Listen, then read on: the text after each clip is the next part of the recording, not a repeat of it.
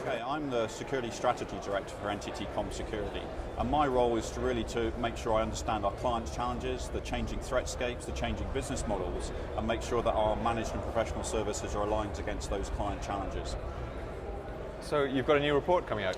Yeah, we've just issued our Global Threat Intelligence Report, and that's what we try to do with it is obviously point out what we're seeing in the market and what our challenges for a client perspective, but also what we're actually doing to actually resolve those problems. So interspersed with sort of the technical data around compromises and what we're seeing from our managed services is actually what they can practically do to resolve those. So how do we make them see a more secure world?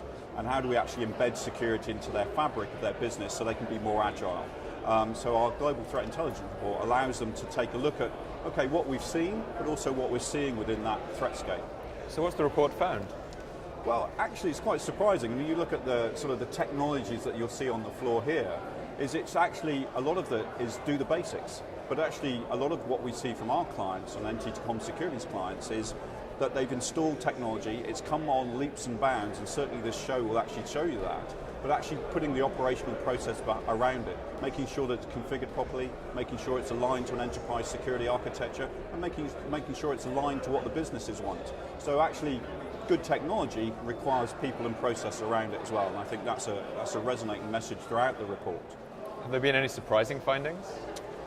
Well, it depends on how you look at it. So we sort of, if you look at sandbox technology, that's obviously getting a lot of press around advanced persistent threats, but it is, again, that process of repeating things. So vulnerability scanning, just doing regular scanning, understanding the priorities against the projects that you're running, actually has a huge effect on the information risk to your business.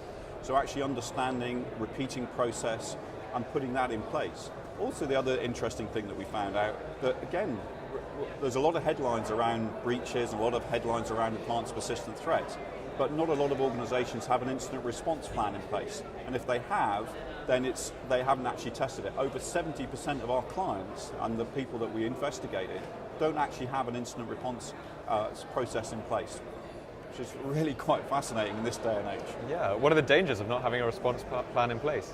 Well, if you look at some of the headlines that you see on bags around here, it's actually how do you handle that? How do you handle a breach? What do you do? What your processes are? And how you communicate that, not only externally, but also internally. So actually how you investigate, how you actually shorten the timeline for mitigation as well. And I think that's very important for a lot of organizations, is understanding if they've been breached, what should they do? And actually having a robust process to be able to handle that.